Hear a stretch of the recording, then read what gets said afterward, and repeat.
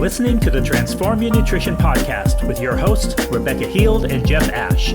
Our purpose is to help individuals and families transform their relationships with food and develop healthy bodies, minds, and attitudes, all without restriction, guilt, or shame. Well, hey, we are back here for another episode. It's good to talk to you again. Yes, and you. It's halfway through January. It's the 15th of January today. Where's the know. Yep. It just seems like just time. It's amazing how time just continues to pass, doesn't it? I know. Who'd have thought? Yeah. So how has your week been so far? Yeah. Good. Busy. We're still in lockdown here in the UK. But yeah, things seem to be slowly improving in terms of the rates of infection and stuff, which is good. Yeah. But just another normal busy week. What about you? It's the opposite here. It's definitely going. The numbers I think are going up here in Texas, and so. But you had a really interesting week this week with your webinar. Yes, of course. Gosh, yeah, how did that go? Yeah, no, it went really good actually. Feedback's been amazing. Some of the comments that have been. There was one lady that was saying how she struggled with a relationship with food for as long as she can remember. Mm-hmm. And she sent me a message during the week saying, I've applied what you said on your slides. She says, I applied it and it makes sense. Uh-huh. And there's a couple of people that have said that. So yeah, really enjoyed them. And definitely people are implementing some of the change and seeing how because sometimes you talk about it in a presentation until they actually go and practice it in their everyday life. They don't see how it works. So yeah, really good. Really enjoyed it. Yeah. And in fact, I am going to be, which I've only just officially set the date today, I'm going to be running a free webinar on the 9th of February to let people know a little bit more about what I do. And then I'm going to be running some more. I'm going to be running these workshops again because they've been so positive that, why not? The material and the content's there. So yeah. Yeah. Brilliant. Well, that says a lot about the content by the fact that people literally within a few days of attending are saying they've already started applying some of these things and feeling better about it. And so I think that speaks very highly of that information that you're sharing in those workshops. And so that's really exciting to see that. It's always great when you're able to share just really practical kinds of things. You don't have to go through all these hoops or jump through this or cut out this food or add this one that you don't particularly like or work out 6 days a week or all of these things, but you can start to see some real changes just by applying some of these simple concepts. So yeah, it's really great because and one there's one lady who's come back to me actually, and I think she's interested in working with me, which is amazing because she was talking about how as well, which hopefully we'll get onto a little bit about how she's wanting to work with me to help improve the relationship, her children's relationship with food as well, because she's noticing the knock-on effect. Yeah. So that was really good. So yeah, well, that's really exciting. So I think that leads well into what we're going to be talking about today on this episode. So we were talking about some different things that we've seen in either our kids, ourselves, people that we've worked with. And there's this tendency to have kind of a knee-jerk reaction when things are not going the way that we think they should be, or when we see something suddenly change and we say, "Oh, I have to attack that immediately because I need to make sure I either head it off early, or I don't want it to get out of control, or I'm not seeing the results that I want." And so we immediately react to the lack of change on the scale or a behavior, and we often react in a way that's not consistent with the plan that we have set up for ourselves. And we see this a lot when somebody says they jump on the scale and the scale didn't change in 1 week or even 2 weeks, even 3 weeks, or it went up. And the reaction is, oh my gosh, I know I've been trying to be more just mindful of what I'm eating and more habit-based, but I didn't see the changes that I wanted, so I'm going to go back to this restrictive mindset. And so we see that a lot. So that's what we thought we would talk about today was considering and avoiding these knee-jerk reactions. Yeah, and I think a really important thing to point out there as well is this this idea. And I think this is the problem a lot of the time in the industry. It's bandied about that you can micromanage your weight, that you've got this control over your weight that really you don't have. And I think it's really important that people understand that, and understand that you can't, affect it on a day-to-day basis as well as you think you could, as well as you think you can, and that ultimately it comes down to consistency, doesn't it? Yeah, and it really varies from person to person. Some people, because you'll have your friend who they jump on a diet, or they jump on some new pattern of eating, and their weight almost goes down in a linear fashion, like 1.5 to 2 pounds a week, and it just goes, and it never varies. And it's maybe 1 week they didn't lose, but in general it just like makes this nice little trend down, and you think, well, if theirs is doing that, then mine should do the same thing.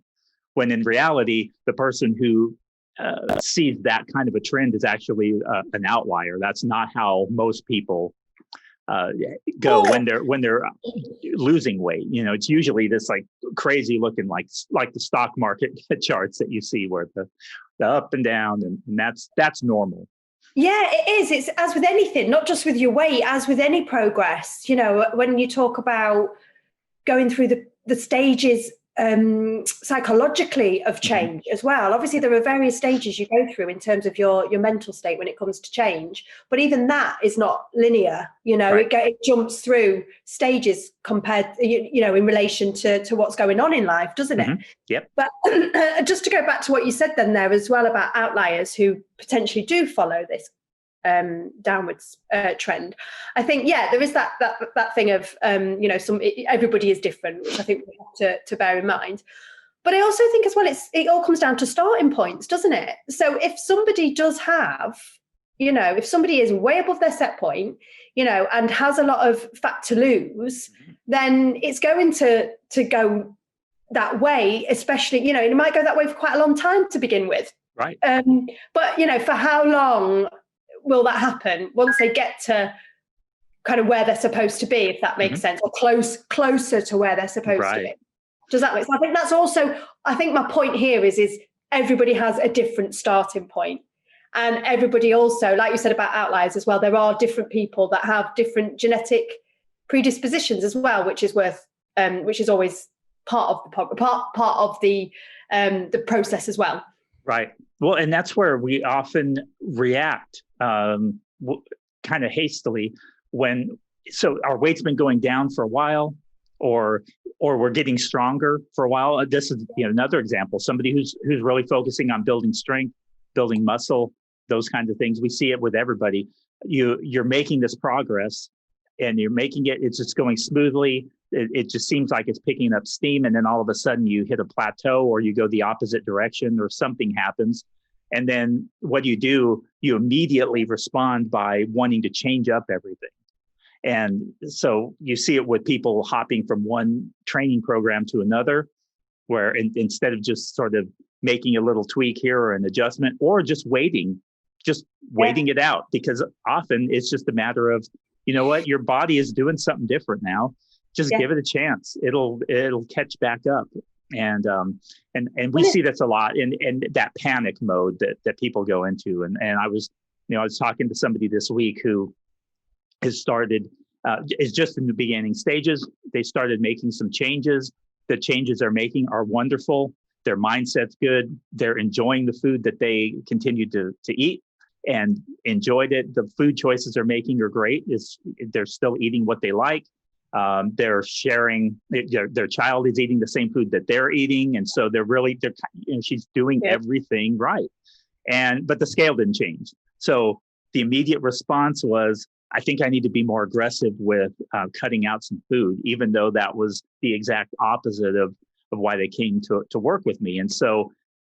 Yeah, it's really interesting. I've had a couple of scenarios this week, really similar kind of thing. Somebody I've been talking to today who has literally, has really, really changed, has made some real positive changes in terms of his diet, really cooking from fresh a lot more, eating more vegetables.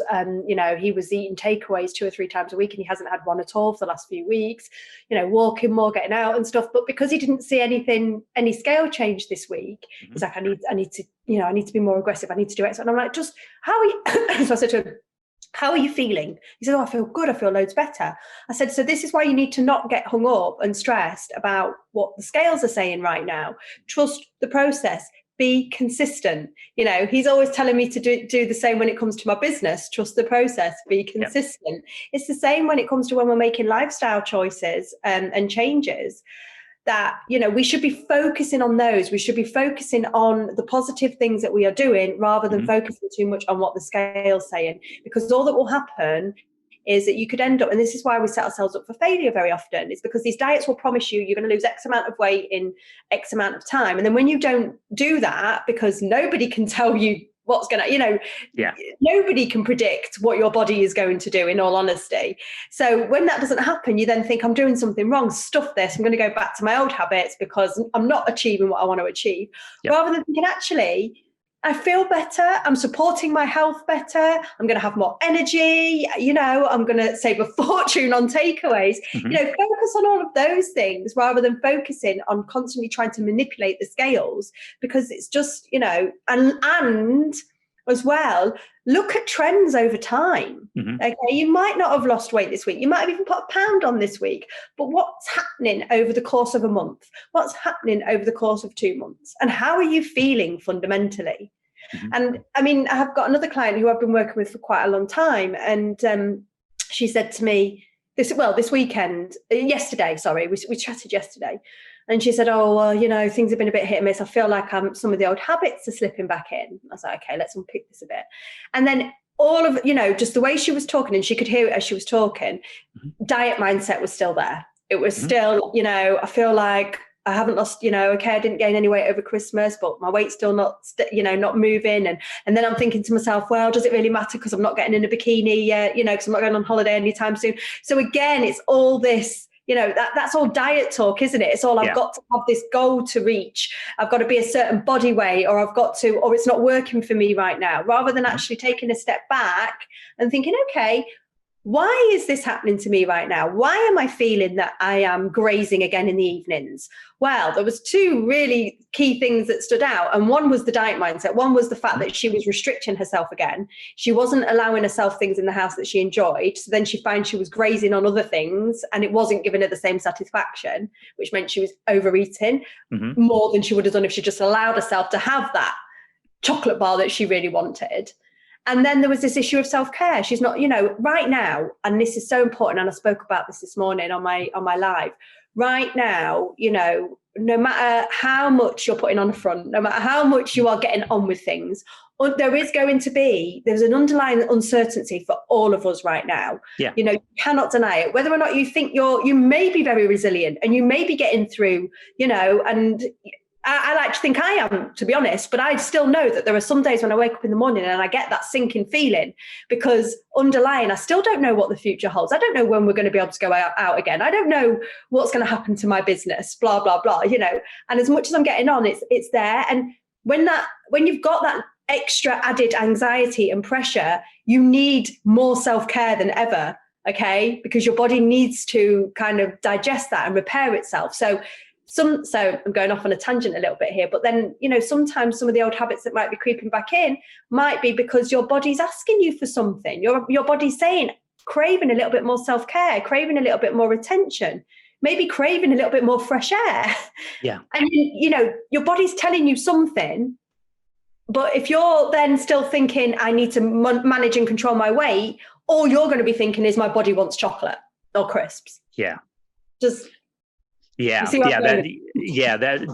are some great points, and I think that kind of highlights a lot of what happens when we just react to a lack of change in the scale, or a change in the scale, or a change in another area, whatever it is. When we just react to it and go back to our old habits, our old ways of thinking, then we sort of undo all of this work of trying to really change the mindset and changing our habits. So you know, you find this with whether there's a change in our own life or in our kids. We sometimes will see it like we just talked about here, where the scale doesn't change, so we immediately want to just change up our whole diet again, or go really aggressive. Same with our kids. You get that. Yeah, sorry. Mm-hmm. No, go ahead. But I'm just going to, you get that, oh, I want to change it all up because it's not working. Mm-hmm. Or there is also, we all have inner food voices. Mm-hmm. Yeah. Yeah. And very often we have like ally voices and destructive voices. Yeah. Okay. It's, and I think one of the things that often can happen is that you have a diet rebel. So if things aren't going, if things aren't happening as fast as you want, there is that, okay, we're going to go more aggressive again, which is not helpful, because that is, again, another destructive voice, isn't it? That think to dieting mindset.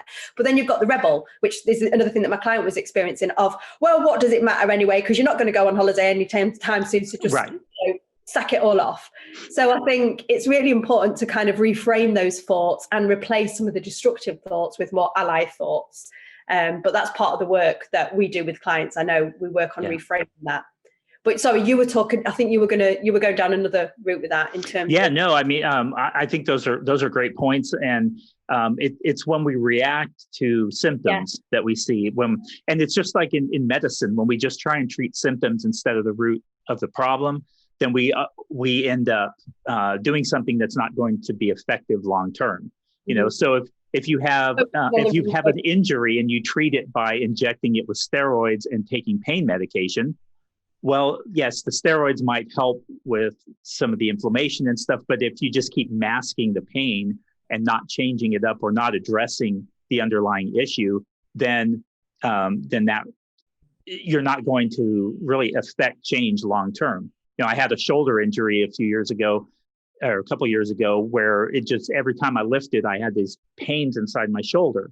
And I could have just sort of gone through it. I could have been just popping ibuprofen to get the inflammation down, because it did help, but it didn't address the problem. So the doctor said, well, your problem is you have this inflammation in your joint, and it's as a result of weak external rotators in your rotator cuff. Get those stronger, and the pain will probably go away, because the inflammation will go away. And then sure enough, so he gave me a steroid shot that treated that little symptom there. But ultimately, I addressed the root of the issue, which was weak external rotators. When I got those stronger, it literally went from barely being able to lift my arm up like this with just the weight of my hand to now I can use 95-pound dumbbells again in my workouts. And so again, when you take the time to address the root of the issue, or you just stick to addressing the root of the issue. So if you're not seeing the change right away, just stay the course and don't panic, don't get off track, don't suddenly shift again, trying to chase the symptoms. Then you're going to find that you end up having long-term success. And that's exactly what happened with me. I did that, and I didn't see change right away. It took several months before I got the problem fixed. But because I addressed the root, now the problem's gone. Same is true for our nutrition. If we keep trying to chase symptoms, okay, the scale didn't change this week, or it hasn't changed in 3 weeks. I guess this mindful, thoughtful approach to eating, and this more, when I used to count calories, it would just go right down. So I need to go back to doing that. So we immediately react, and instead of addressing the root issue. Yeah. If that was the case, then why you where you are again now? Think about actually, did it really work? But exactly. So I just think that's so important that we don't react. It's so tempting. I mean, we all do it. We go, we have a big weekend, and what do? We react on Monday by kind of lightening up our food, and nothing wrong with that. I mean, sometimes you feel better just not eating as much because you did eat way too much. But that's natural, and that's your body telling you ate too much. So it's regulating itself. Exactly. And so we just have to be really careful with those. Without you having to apply the rules. Yeah, and I think what you're saying there is so true, in that people get so bogged down in the minutiae. Mm-hmm. People think all of a sudden they need to do, they don't look at the bigger picture. Right. And it's the same like when people say, oh, I'm gaining weight, or I'm just can't stop eating cookies. I need to eliminate sugar. Sugar's my problem. Mm-hmm. no, as with anything, you need to look at the context. You need to look at the context of what is going on. And rather than thinking you've got to change X, Y, Z, just think about the bigger picture and how you can be consistent within that. And, and it's the same with our children. And I think I was speaking to you about this as well, about how Luca went through and this is the other thing, is that we all go through stages with food. We all go through, how many of us have gone through a stage where we love a certain food and we can't get enough of it, and then we get used to it and we get bored and we move on. And I think that's the thing, is that our relationship with food is ever evolving. Right. And so there is no end point. But recently with Luca, he stopped. My children have been really, really good. I mean, you've seen it. They've always been really love their fruit and love their vegetables. And recently, every time I gave Luca dinner, he was just not eating his veg. He would eat everything else and he was just leaving all his vegetables. Now, in a past life, I would have been like, right, you're not moving until you eat those vegetables, or you're not having dessert until you have those vegetables. But actually, I just thought about the bigger picture. I just thought about, okay, he's going through a stage, and if I put more pressure on him right now, it's just going to backfire. So, I just continued to keep serving him the vegetables, never stopped him from having his dessert if he didn't eat his vegetables. I did make a few comments about, you're going to feel better if you eat those veggies, baby. It wasn't like, maybe I should or maybe I shouldn't. I don't know. But I was like, if you don't want them, because a couple of times, well, I'll eat them if I had. I'm like, no, if you don't want them, that's fine. You probably don't feel like them right now, but just to know, that it's good to make sure that you are having just little subtle things that I would say is without putting any pressure on him. And and he's fine now. He's back to eating his vegetables. He doesn't feel and even then, he didn't overeat on the sweet treats because I wasn't stopping him. I wasn't making him eat his vegetables first. Does that make sense? So I think, does that make sense? Yeah, it does. But I think it was just that whole thing of thinking about the bigger picture, thinking about the long-term effect of what your behaviors right now are going to have. And right. I knew if I put pressure on Luca right here and now, the long term was that I was probably going to end up with him eating vegetables even less in the long run. Yeah. Whereas I just a bit more relaxed about it. I've had the same with my client. One of my clients, I think I told you about this. One of my clients, Tanya, who she's going to be doing an interview with me next week, which is great because she's completely changed her relationship with food since we worked together. And we worked together 6 months.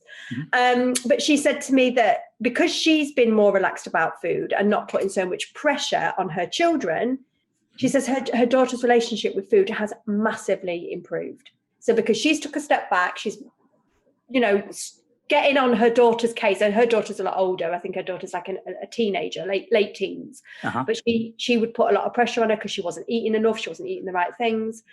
And all it did was drive her further, along that route where she said, since I took a step back and been more relaxed, her relationship with food has just completely changed. Because she said to me, working with you was the best money I've ever spent. That's great. I think it's just that we are helping clients to just take a step back, aren't we? And look at the bigger picture. And it's not always about, okay, the scale hasn't moved. So what do I need to do now? How do I need to change my diet? What do I need to take out? How do I need to get more aggressive? What do I need to restrict? No, consistency and tackle the how you're eating more than the what you're eating.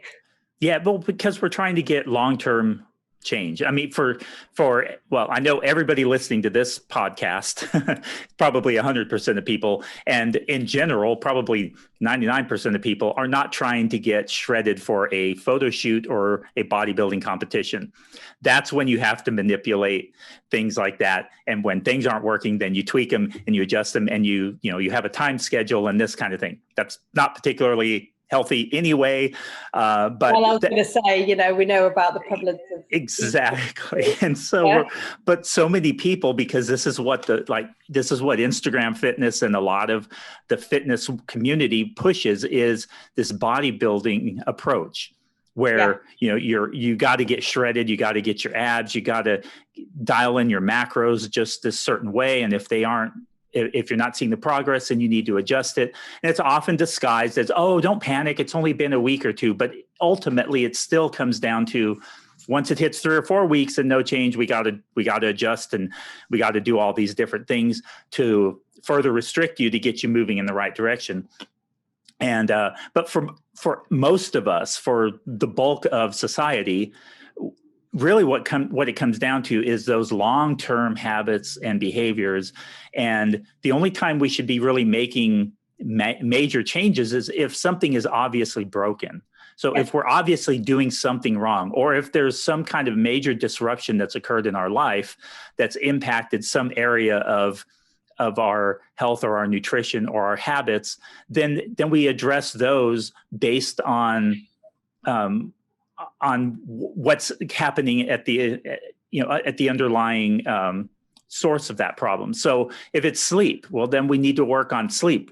So if our lack of sleep is making it is causing us to have issues with sticking to our structured eating habits and patterns, or if it's affecting our food choices, and we're making, or we're not, we were very active physically, and now we're not getting enough sleep, so we don't feel like being active. Well, the fix for it isn't just being more disciplined, going to the gym. I mean, that could be an aspect of it, but ultimately it's address the sleep issues so that you have the energy that you had before. All of these different things are just so important. And whenever we react and look at and make changes based on a particular circumstance, then we run the risk of not getting to the root of the issue and doing something that's going to just be a short-term, quick little fix that's not going to sustain. Yeah, absolutely. And I think that's so important, isn't it? About, totally looking at, and I think I was talking about this before as well, is about how you've really got to be, if one thing that worries me a little bit is that, people, I've had this, and I have had this with some of my clients when they've only been working with for a short while, and they'll find that they plateau, or they find that the weight isn't moving as much, because it takes a while to get yourself out of that. Even when you think you're out of that dieting mindset, it can still crop up, and it's about having the tools and the skills and the self-awareness to weave your way through that. And I think what worries me is, like I said to you before, is that if people are focusing too much on that scale weight, that they will go to a macro coach, they will go to, this Insta Fitness, and they will end up thinking that they've got to focus so much on manipulating their calories and controlling their calories. But you really do have to think about the bigger picture and think about how, I mean, I'm not saying we don't have to, because we do work with clients, don't we, Jeff, on changing things if they're not working. Right. But not from just, a snapshot of what is going on. It's okay, right. What's going on? Let's look at the bigger picture. Let's see how we can, like my client, she definitely had some of the grazing was coming back in and stuff like that. But it was like, okay, so what's going on in the bigger picture? We don't need to be taking away those snacks. We don't need to be taking away, you're not sleeping very well. Let's look at that. Let's sort that out. Okay. And it's like you say, it's not trying to just jump in there, reduce calories, reduce food volume, reduce food variety, reduce pleasure of food, right, to try and manipulate what's happening on the scales. Because, I think I've seen only recently as well, how doing that and having that knee-jerk reaction and thinking, right, I've got to drop my calories so low, it can be a trigger for other things. If you're suddenly thinking, I've got to limit my food environment, I've got to limit my trigger foods, I've got to limit my calories. There is evidence, there is research to show that this can trigger, eating disorders, particularly binge eating disorders, etc. Yeah. Because, your body, you're not listening to your body. You're trying to kind of manipulate things beyond your control. Yeah, those are so important to point out. And one thing I will emphasize here is that you and I are both have a very strong evidence-based foundation with regard to energy balance, calories in and calories out. It does matter when it comes to regulating our body fat. What we're talking about here is not calories don't matter, macros don't matter. What we're talking about is that when we're focused in on those aspects to the detriment of all of the other things, then we run the risk of attacking that symptom, but not doing it in such a way that's going to last long term. And you could have easily, I'm sure that you could have manipulated Luca into eating his vegetables again. You probably could have put pressure on him, and he probably would have started eating again. And and maybe it wouldn't have caused an issue long term because maybe it was just like a little phase that he went through, but it could have very well backfired on you where he goes ahead and eats them. And now you've messed with his mindset because of what he was going through at that time that caused him to not eat the vegetables for a period. And then down the road, it could have backfired to where in his 30s, there was that actually he could trace it back to that point where you started putting pressure on him to eat vegetables. And in his 30s, he realizes that's why I don't eat vegetables anymore, because mom kept pushing me to eat them. And I rebelled because I don't want somebody telling me what to do. And then they ended up doing something that was negative, and he actually liked vegetables. And so you see that happen all the time with so many other things. We just don't know the real downstream effects of some of the things that we do either to ourselves or that we do to clients. Everything that is going on with it. I mean, I've got 3 points I want to make there on what you've just said. The first one about tracing things back to childhood, that's exactly what I'm doing. I've got a few new clients that have started this week, and that is, again, the light bulb moments that have been like, wow, I wonder, there was one this week and it was around, her necessity to eat fast and stuff like this, or her tendency to eat fast. And, when we were talking, she was like, and I spoke about how we're informed by experiences and stuff like that. She's like, wow, she goes, I'm in my 50s and I've just realized now, sat here, that the reason I'm doing this is because of what happened with my mum and her relationship and what she did, without going into too much detail. So yes, don't underestimate how, the way that and it can be the same with our clients. We could just, try and manipulate or do something that just doesn't fit or align, and that could have an impact further down the line. I've seen this with other coaches. And I think, and so yeah, do not underestimate the impact that your childhood experiences has on your relationship with food now, and vice versa. If you're a parent, do not underestimate the messaging that it will have on your children later on in life. So I think that's really important, and I see that play out all of the time. The second thing I wanted to point out, where do I go with this first? Right, the second thing was, yes, absolutely, we have got a strong evidence-based background, and that is important. But I think the one thing that's, really, really important, and this is something that is often lost in the industry. So when I'm talking about, Insta Fitness and, and even Weight Watchers, Slimming World, what's lost is putting the person at the center. Now, unless you put the person at the center and understand the person in front of you, you're not necessarily going to be able, you might, there are people who could, who do really well on tracking their calories and doing X, Y, Z. They are in the minority, I have to say. And you might, in a group of 50 people that you ever work with, you might get one or two that do respond well to that. But in the long run, but more initially, but in the long run, you need to be making sure that you are thinking about the whole person. And I think that's the difference, and I think, we're not saying that evidence base doesn't matter. We're not saying that scientific research, scientific principles don't matter. They do, but it's about integrating that with self-awareness. It's about integrating that with the person knowing and understanding their drives and their triggers, because it's so much more than just, food is so much more than macronutrients and nutrients. And like I've just said, it's so intertwined with our experiences, our emotions, etc.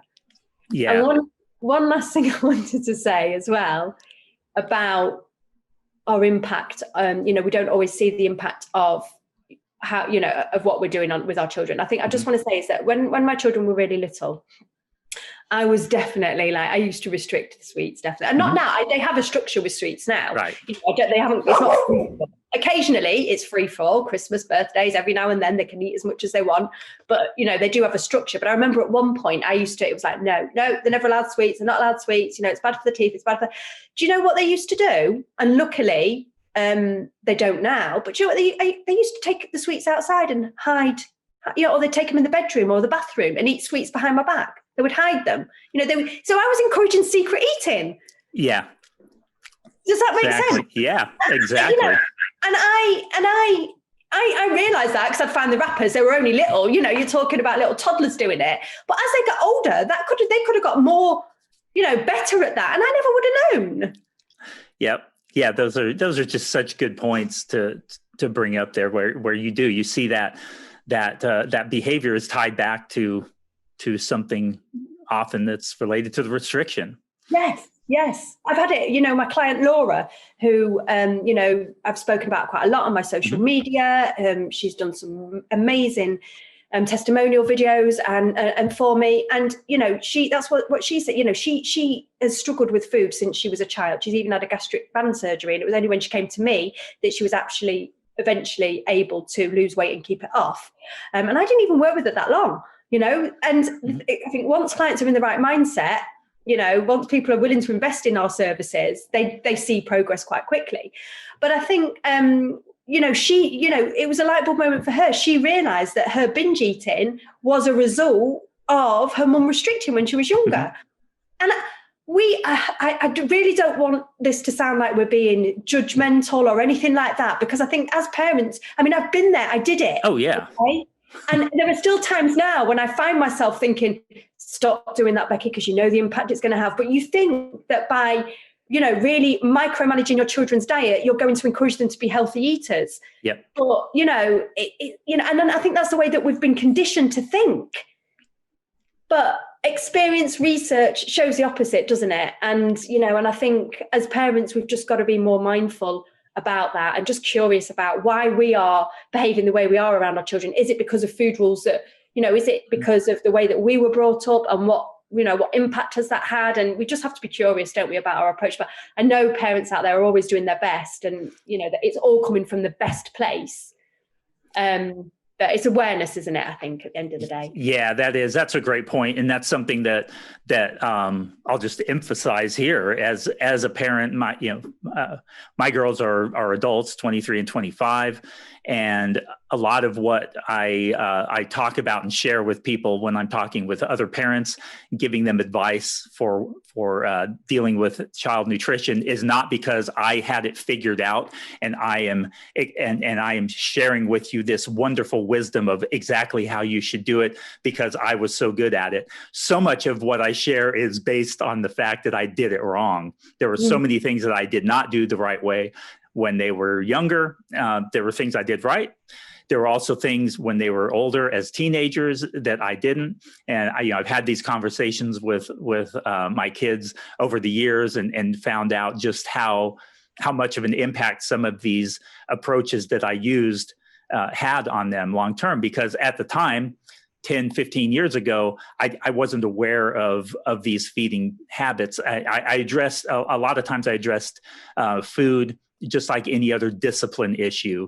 And to be honest, I addressed a lot of discipline issues in the wrong way also.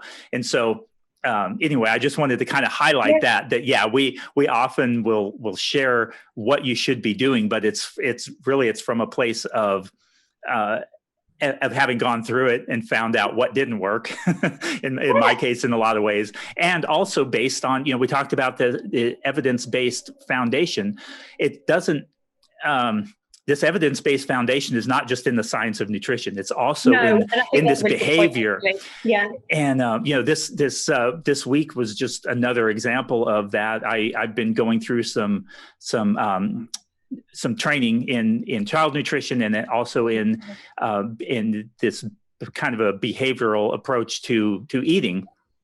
And really becoming much more competent in eating and all of these factors. I won't go into the details of it here, but what's been really interesting in going through these continuing education studies is that it's all based on mounds of evidence and research in the lab validating the approaches and the models that we talk about here with the child feeding.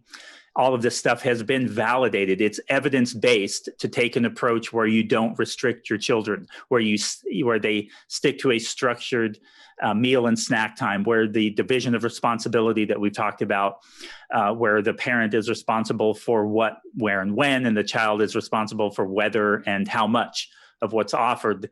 And so these are evidence-based approaches. They don't sound as sciencey, but they are. It's just as evidence-based that these approaches work. And so I think it's important to highlight that we're not just saying, well, calories in, calories out, that's science.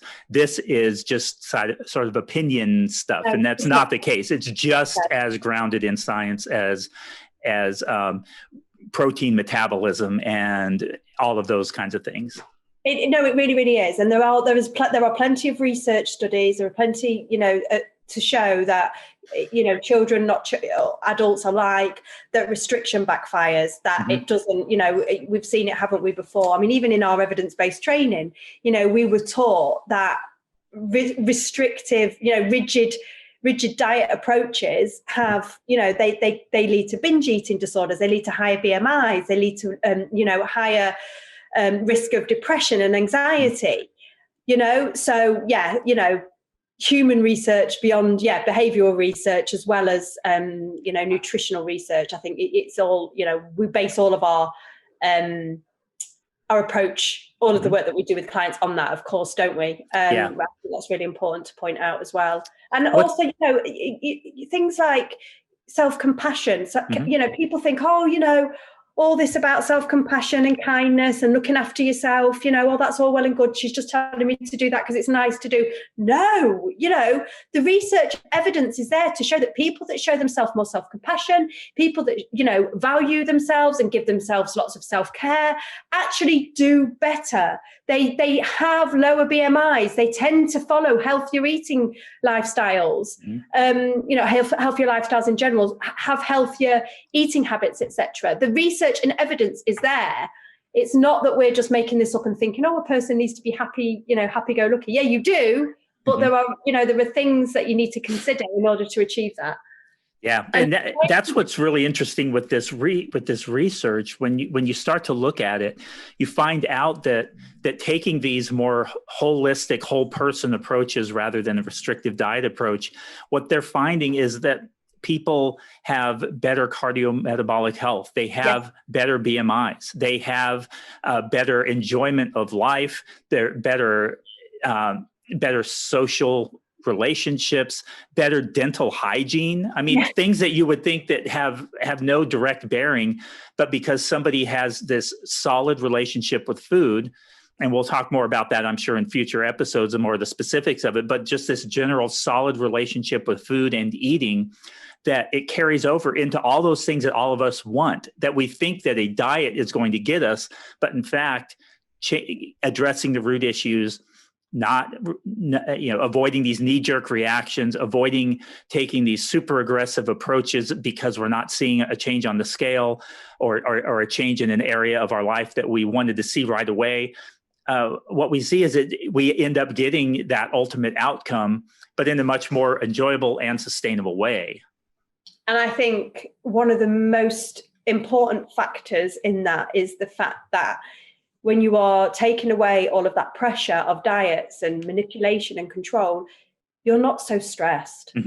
And let's not underestimate the impact. And there's more and more research out there. It's not airy fairy. We're seeing more and more the impact that stress and anxiety has on us physically, as well as emotionally and mentally. Okay. And I think, that's and maybe that's a point that we should end on as well. I think, that it's the stress and the pressure and the lack of trust in yourself that diets force upon you that end up leading you to be less healthy emotionally and physically. Yeah, absolutely. I think that's a great way to wrap it up. Well, this has been a great talk as usual.